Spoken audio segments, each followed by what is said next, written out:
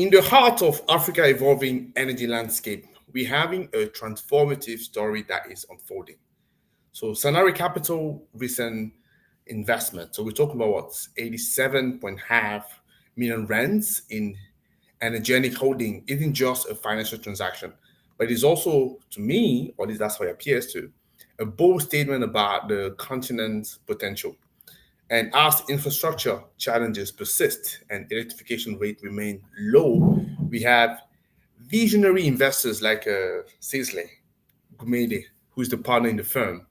They are reimagining how technology, but also sustainable solution can really drive economic growth in Africa. So what we're going to do today is to dive into a conversation that will explore innovation, that will explore impact, but also the future of Africa energy solutions. So let's go for it.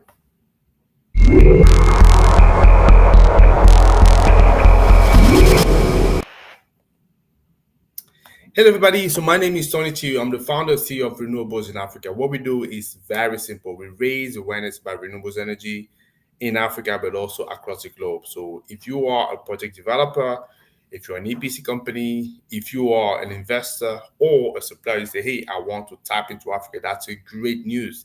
And I would definitely want to support. And I know there are two key questions usually that will run into your mind. So the first question is, how can I reduce my business development costs? And the second question is, how can I fast track access to customer? Whoa, listen, for both those two questions, so what we've developed is awareness packages that allow you to get three things. The first thing is visibility, because if your target audience don't know you, they don't follow you. As simple as that, right? And the second thing is obviously qualified leads. And when you get a qualified lead, you can get to the sales. I'm very happy to sit down with you for 15 minutes, explain to you how we do, and demonstrate that I can make it work just like I've done with other people. But today, the whole conversation, it's about understanding about this fantastic investment that Sanari has done. So what is it all about? So I first heard about it, from the press release that came out a few weeks ago, and I wanted to find a little bit more. That's why I'm bringing to you, so Sihle Gumede, and I know I need to go through pronunciation course because I'm sure she's gonna rig me off because I didn't do it right. So first of all, let's do that again live. Let's make a ridicule of myself. So how do you properly pronounce your name? The name is Sihle Gumede. Sihle. I think I'm getting that. Yeah, I'm It's sure by close the end of enough. the We'll work on it, Tony. We'll work on it. Thank you. I appreciate that. You're so kind with me. So thank you very much for taking the time to come and have a conversation with me. As I say, so I read the press release and I said that is definitely very interesting. That's why I was very, very happy and to meet with you today. So maybe before we dive into the questions, so I just want to get a sense of who are you? Can you just introduce yourself in a couple of sentences before we can dive into the questions, please? Yes, my name is Sihle Gumede. I am a partner at Sanari Capital. Sanari Capital is a South African-based private equity firm, majority women-led, majority Black-owned, making investments in the medium-sized and mid-market space, both in South Africa and on the continent as well. We are very proudly a very transformed and diversified team. We try to implement that across our investment companies as well. We're very excited about technology, and it's just our overarching sort of theme in terms of what we invest in. But as we'll get into it later on, I'll discuss more about our investment themes. But yes, we are very excited about the prospect of various businesses in South Africa and on the continent as well. Excellent. And you're making definitely a bold move that I can tell you, right? That's what I'm saying. And I know you're partner in the firm. And I wanted to know, so what kind of personal experience or insights sort of took you into the energy solutions? And how would you say your background has been influencing the investment or not? Maybe you can give us some information about that first.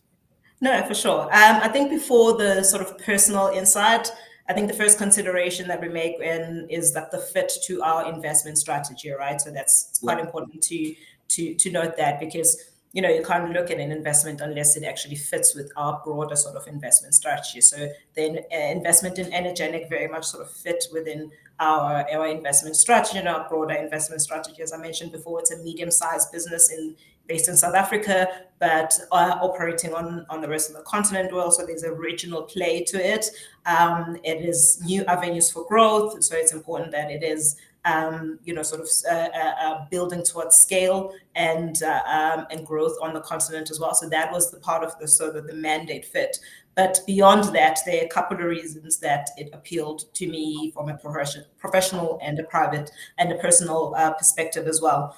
When we started working on Energenic earlier on in the year, South Africa was in the height of load shedding. So if people understand what load shedding is in the rest of the continent, it's important. Like it's obviously it's power cuts. I think at that point in time we were on like 4 to 6 hours of load shedding per day, which for South Africans was really hard. And so that was the initial draw. It's like, how do you then solve the problem around power issues in the South African context? But as we were working through the deal, excuse me, the sort of load shedding issues in South Africa sort of waned a little bit, and we're getting comfortable with that. And then, but it was clear that there were other issues with the energy supply and energy security in the South African context. So it's the affordability of it, but also it is the sustainability. So pricing and sustainability are issues that still maintain whether there is or isn't load shedding in the South African context.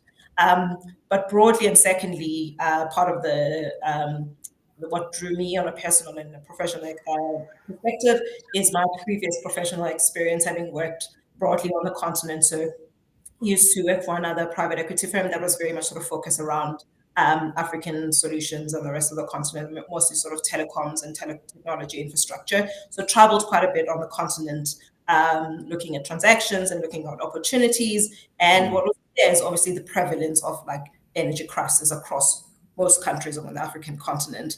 And you start thinking about what are the solutions that you can provide in order to solve this problem on the continent. So from that experience, as then there is this business that is looking at energy solutions on the continent that aren't just focusing on solving the grid problem. It's like, what are the alternative solutions that you can implement in terms of solving the energy crisis on the continent? So for me, those were the key issues that resonated with me. And there is a massive gap in terms of infrastructure problems in South Africa, and the continent sort of needs to find solutions that work for us, that are relevant for the continent.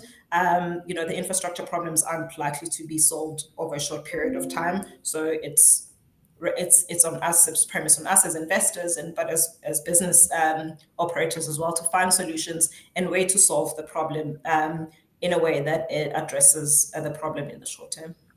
Excellent. It looks like you get yourself a very, very strong mandate coming from your personal experience as well. So having worked across the continent, seeing the issue and wanting to really find a solution to it, that's actually great. And I mentioned to you when I started the call just a few minutes ago that obviously there was a press release that I was shared, right? I look at that. Usually that's where things will sometimes come my way. So there's a press release I shared. You will have a look at that. I must admit, not all are interesting. I found yours quite interesting. I say, hey, I want to talk to these people to understand exactly what they're all about. And it mentioned the 3S approach that you seem to be having, which is sustainable, scalable, but also saleable, which is apparently key element that you will look at to decide whether or not you want to make an investment in a company. So I want to find out, if you don't mind to telling me, so how does this apply to Energenic operation across Africa? So those 3S. Yeah. So the Sanari 3S approach is our methodology of managing our investments, which helps sort of drive successful investment and eventually returns. I mean, we're a private equity firm, so eventually we need to generate return on behalf of our investors. So this approach gets applied from the moment that we meet management throughout the investment to the sale of the investment. So the 3S stands for sustainable, scalable, and eventually saleable. So the first S, which is the sustainable part, so speaks to the solid foundation on which to operate and grow businesses, and that's scaling Yeah. the businesses. So this covers various aspects of the business, such as like having relevant skills in the business and resources in the business that enable the business to operate on a day-to-day basis.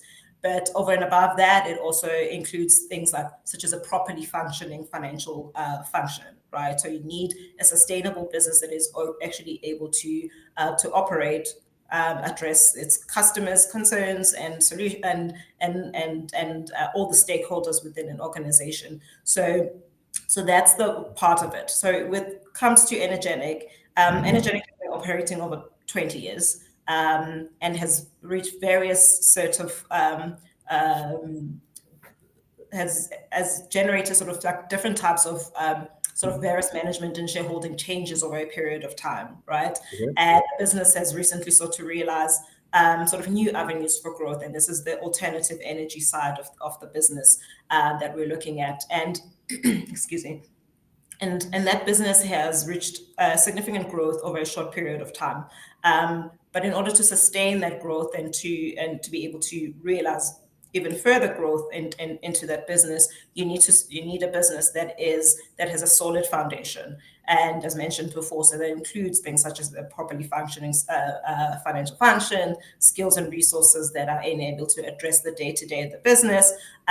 So our focus with the sustainable part of the business is helping the business sort of optimize their operational systems and to tighten the financial management function. So which helps sort of position the business for what we call the second S, the scalable part of it. So the business is seeking to further scale into the business. It is currently operational in 32 countries, as you would have seen in the announcement.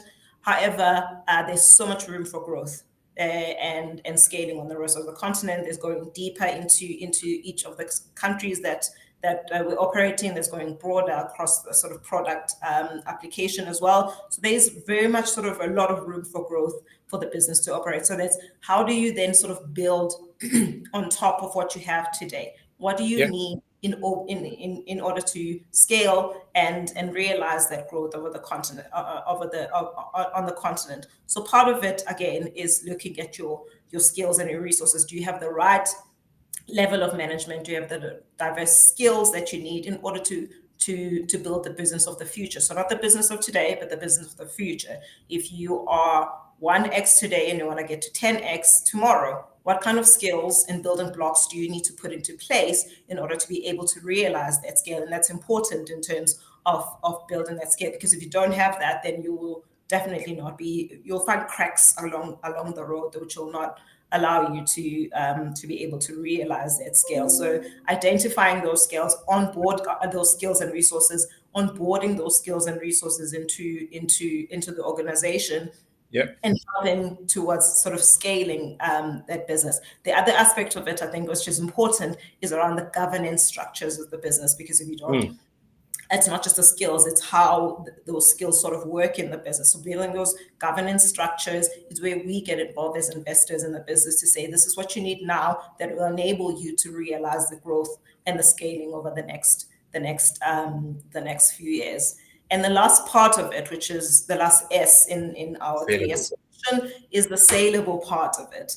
Now, this is really thinking about where you as a business want to go, but also you as the management, you as the founder, but also us as investors as well. We are private equity investors. We do have a limited period of time to invest and nurture and then exit at the end of the day. But really, the focus isn't really about us asking management teams or founders to say, when is our exit? No, it's really about having a conversation about where do you want to be in, say, 5 to 7 years' time? And what do you need to put into place now in order to build the option value in the business to enable you and us to be able to exit in 5 to 7 years' time? So it's really about asking those questions that are relevant, that are going to be relevant in the future. So answers to questions that are going to be relevant is, do you have the right business? And part of it is sort of building on the first two S's. If you have the first two S's in place, so you have a sustainable and scaled business, then it's easy to sort of build to evidence that you've built value in the business. Then it's the other things that are more qualitative in the business that then are needed. So we look at things such as, sort of diversification of skills and resources, as I mentioned before, but also just that enable the business to not be dependent on any one person. So, i.e., removing key man dependency. But it's also qualitative things such as what are your focus on, like ENS, for instance, so environmental and social risk management aspects of the business that help you sort of build even further value within the business that allow you to be exit ready in, say, 5 to 7 years' time. So I think what we are working with Energenic is really sort of building on those individual S's at the beginning of time, at the beginning of the investment, that allows us to be able to nurture the investment throughout the investment period. And by the time we do need to exit, we've built a business of scale, of sustainability, but also a business that is ready to exit when shareholders are ready, as when founders are ready as well. Excellent. And I think you mentioned that as well. So you definitely invest in South African firm that obviously have a regional play and Energenic, as you said, multiple times. So they are present in 32 countries, which is actually quite impressive. But there's an additional, I would say, 22 countries to go that they can still tap into. So what would you say are the unique opportunities that one can think about when it comes to alternative energy solutions in those different African market, maybe in the market where they're in already, because I'm sure there's still scope for expansion in those old market, and then tap into the other 22 they're not into? Yeah, I mean, infrastructure problems in Africa cannot be understated at all. Yeah. I think we know that, and I think we know that they can't be solved overnight either. And as mentioned before, we have to have solutions that are relevant for our continent. So I think there's massive opportunities to address like vast and remote and unserved areas of the continent that are not connected to any form of grid, right? So part of Energenic Solutions is servicing sort of remote camps, tourist camps in places that aren't serviced by any kind of grid, right? And so it's able to provide sort of hybrid and alternative solutions, such as utilizing solar, battery, gas, generators, etc., in order to provide a fully serviced solution that is not dependent on the grid again. But there's an opportunity, I think, to just sort of expand beyond the camps to commercial and industrial businesses in those remote countries, so to enable businesses to operate in remote areas, even though there isn't the grid. And that obviously has sort of broad benefits for the continent, right? It enables catalyzes sort of job creation and employment. It catalyzes inclusion in areas where people aren't close to sort of the nexus of cities or of areas that are connected to the grid. So to see a lot of opportunity in terms of expanding beyond just the camps where Energenics operates right now into sort of like commercial and industrial businesses in remote areas. Excellent. That's absolutely great. I think there's, as you said, so there's a lot of room for improvement and also for expansion for them, and it can never be understated, the infrastructure problem, as you said. And yeah, I think you've made a very bold investment there. And I know that your investment focus on hybrid energy solutions, but I wanted to expand a little bit more. So what are they doing differently, Energenic, from traditional energy providers? So what actually drew you into them? Yeah, I think, again, as mentioned before, I think it is important for African to find solutions that are relevant for our environment. And part of solving the energy challenges in Africa is utilizing resources that we currently have. There's obviously a huge move towards sort of utilizing renewable and clean energy sources, and we are all about that. However, we have to think about the limitations that are presented on the African continent, right? While we have significant sort of untapped resources, both fossil, the bad ones, and and renewable sources. So part of the answer is how to utilize the varying type of resources in the most responsible, sustainable, and efficient manner, while Yep. providing the continent with reliable and affordable energy, right? So what Energenic AE in particular is doing is seeking to address this, is utilizing various alternative energy sources, mostly clean and renewable, but knowing when to tap into the sources of energy to ensure continued and secure supply of energy. So the approach here, the difference in approach is there are various sources of energy to utilize.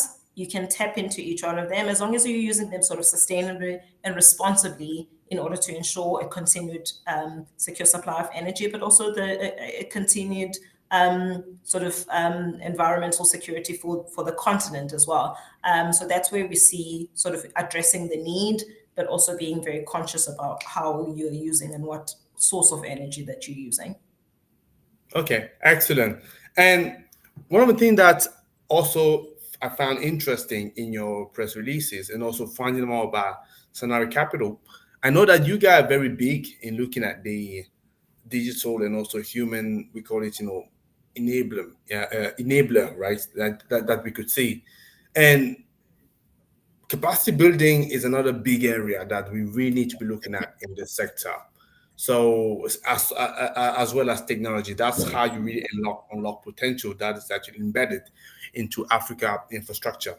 So how would you say your investment in Energenic will contribute to unlocking this technology innovation, but also building the skill that we need to really develop the energy sector in Africa? Yeah, I mean, I'll address the two each. So the technology part and the skills development. I think part of Please. the alignment with Energenic initially when we started talking to them was that the company's root is stemmed in innovation, and we're excited to Mm. continue in that spirit of innovation. Yeah. Paired with our sort of focus and passion for technological enablement and digital enablement as well. So one of the key areas of innovation for the business going forward on the back of the initial innovation is really sort of using data and analytics in order to provide even more sort of effective sort of solutions for their customers. So as I mentioned before, they utilize sort of hybrid systems. They utilize various power energy sources, and for customers, it is important for them to be able to tap into the right energy source at the right time. So part of that is building sort of technological systems and data collection systems that allow the customers service to be very much sort of customized for them. So when do you need to utilize solar? When do you need to utilize gas if you're using gas? When do you need to utilize the battery? So that is built into the technological layer of the solution. And so optimizing on those solutions and building a solution that is very much relevant for each of the customers is quite important in providing a solution that is secure, that is efficient, and Mhm. that provides an affordable energy solution for everyone. So that's on the technology side. I think on the Yep. skill develop side, again, speaking to alignment early on in the transaction, is Energenic is involved with a various sort of skills and training developments. In South Africa, we have what we called the YES program, which is the Youth Employment Program. It is Yep. really sort of focused on enabling young people to get learnership and training programs very early on into their careers, and then absorbing those resources into organizations. So part of our investment and part of our focus is going to go towards sort of expanding on that program, absorbing sort of young professionals and young people in the country to enable them to be skilled and upskilled in the business. We're quite excited about that. We know that particularly in the South African context, youth unemployment is quite high. So Yep. addressing that is really part of our ethos as Sanari, which is sort of doing good while doing well, and being able to sort of generate positive social impact as well. So quite excited about that. Yeah, especially we are a continent where more than 60% of the population is still very young, so under the age of 20 years. So always have these aspect of capacity building is very important, especially if you want to see the sector continue to grow. That's fine.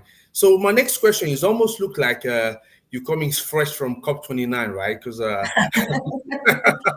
I could see that you mentioned that obviously there's no planet B, which is absolutely right. I don't know whether you were part of a demonstration there complaining about the fact that we only got 300 billion as opposed to 1.3 that we actually asked for. So maybe people like yourself will be able to be instrumental in order for us to find the 1 trillion that is missing, right? So that's that's what you want to say.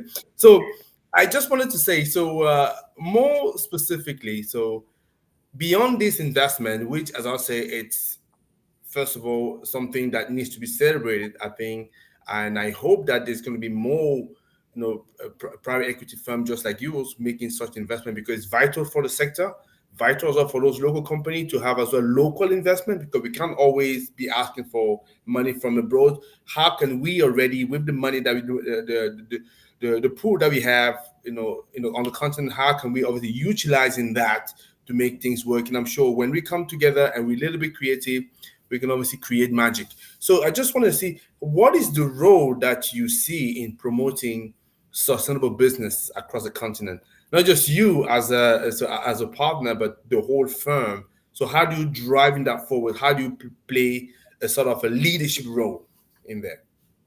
Yeah, so you mentioned there is no planet B. So there is no planet B is one of our investment themes in our investment strategy, and that is looking at businesses that are providing sort of green solutions, environmentally friendly alternatives, sustainable production, etc.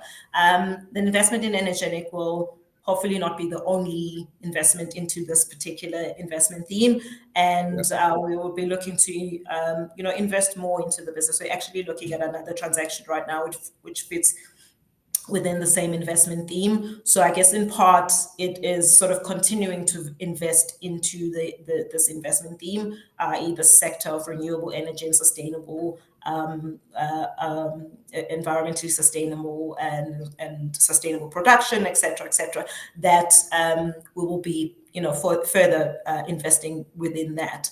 But I think that beyond the direct investment into the Is No Planet B theme, Sanari is committed to implementing positive environmental and social impact initiative within all our investee companies, so irrespective of where they operate. I think it is in whatever small or big way a business can sort of implement that. We have mapped our impact initiatives to the United Nations Sustainable Development Goals. And so our focus is really to sort of filter that down to our investee companies, whether they operate within the Is No Planet B or whether they alternate within the other themes within our investment company. So a big focus of ours is job creation. Education is another big sort of focus in our investment, but also sort of diversity and looking after the environment, obviously under the Is No Planet B. So I think there's a broader sort of look at sustainable businesses, both in the environmental sense, but also in the way that businesses operate in whatever sector that they operate that we focus on. So yeah, I mean, I wasn't at COP with with the placard, but we like to believe that we're doing our part to sort of improve that part of the focus on the continent. Excellent. Maybe I can travel with you next time for COP30. I think it's going to be in Brazil, right? So we can hold the podcast together. Sounds So, exciting. so maybe my last couple of questions there. And looking at the economic landscape across the continent, what would you say are the emerging trend and sector that hold a lot of promise for sustainability growth? Yeah, so I mean, I think we touched on the investment themes of Sanari. We have 5 investment themes that we sort of spotlight sort of specific sectors. These are really driven by, on the one hand, sort of regional and global emerging trends, and that's just that what's driving growth, what's driving innovation, where's the world moving towards. But also on the other hand, it's It's driven by the sort of demand for social services that's way outstrips supply. So in the African continent, it's very relevant to certain things, health, education, energy, as we said. So those our 5 themes are really sort of very much sort of trying to address those factors. So if I can mention the 5 investment themes, one is what we call all connected, Industry 4.0. So this is a focus around sort of broader technology, ICT, Internet of Things, software and hardware, and sort of businesses and industrial services and supply as well. So it's a very broad sort of around broad sector around really sort of technology and the implementation of technology, both from like software hardware basis, but also from like an industrial and manufacturing type of environment. The second one is what we call data is the new gold. And this is really a focus around big data, predictive analytics, artificial intelligence, all the sort of newer technologies that utilize data to provide services and sales into their end consumers. The third one is what we call education is the most powerful weapon. And really that is a focus around educational services, schools, both from like an early childhood development throughout sort of what's called K-12 and beyond that into the skills and training post-school as well. So that's the focus around education. Our fourth one is called in sickness and in health. And this includes sort of healthcare, wellness, it includes the care economy, but also includes sort of food and agribusiness, areas like health tech and math tech. It's quite a broad banner, but all of those things that focus around sort of food and health and wellness as well.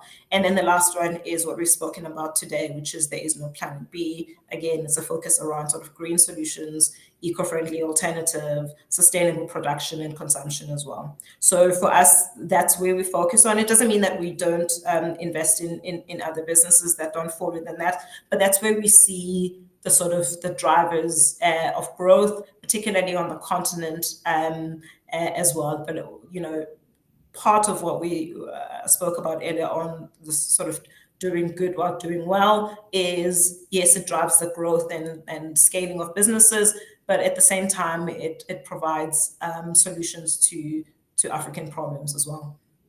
Excellent. Thank you very much for that. So that was a very insightful conversation. I'm very happy we didn't find the time to get to speak to one another. Like I say, we now have a trip that we both booked for Brazil right next year, where we're going to be holding the placard. So thank you very much for your time. So looking forward to have further conversation with you to see how we can help further. So definitely we'll be reaching out to that. So yeah, it's a pleasure, and obviously thank you to Dominic, who definitely also arranged that. So have a good rest of your day. And then what I want to say as we draw in the conversation to a close, one thing is very crystal clear for me. It's the future of African energy is not just about limitation, but we want to be looking at what are the limitless possibilities that are out there. And obviously, Sihle was actually very good at highlighting some of them. And Sanari Capital, they represent, for me, the way I see that, is a new breed of investors. They are the one who actually see beyond just the return that typical investor will see. They envision a continent that is powered by innovation, by sustainability, but also strategic vision. And I believe the investment in Energenic is more than a financial bet, as we were just saying. It's really a commitment to solving complex challenges. It's about empowering businesses and creating a blueprint for technological advancement across the continent. And in a world, I think I've talked about COP29, right? In a world where we're looking for sustainable solutions, I think that for me is a narrative of hope, of resilience, transformative potential. And yeah, so on those good words, I'd like to leave you with that for the end of the conversation. So we're going to be bringing more people just like Sanari Capital. But thank you for obviously following us every day, and it's a pleasure to be talking to you. Take care. Bye bye.